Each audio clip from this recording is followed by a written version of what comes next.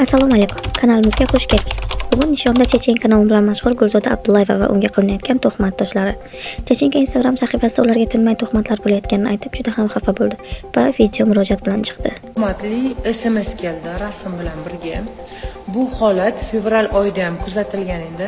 Fevralda ham turmush o'rtog'imga xuddi shunaqa akkauntdan oila buzadigan darajada, oila buzish maqsadida juda ham tuhmatli qilib SMSlar kelgan edi.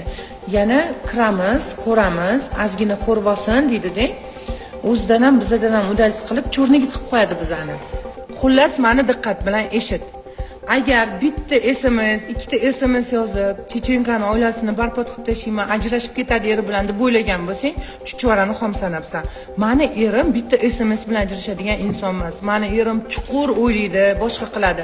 Sen o'ylama, men yozdim, o'zimdan udalsiz qildim, nomerim ham yo'q, nikim ham yo'q, menga kira olmaydi ham, bloklab qo'ydim, bo'ldi, topolmaydi deb o'ylamagan. O'g'ri ham o'zidan bitta dona iz qoldirib ketadi qayerdadir.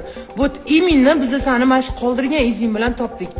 Agar ishonmayotgan bo'lsang, Telegramingga kir, och va men senga yozgan aynan o'sha erimga kecha tuhmatlaringni yozgan Telegram akkauntingga men senga голосовой qilib yozib yubordim. Yaxshilicha o'zimga aloqaga chiqibmanda, meni nomerim bor senda.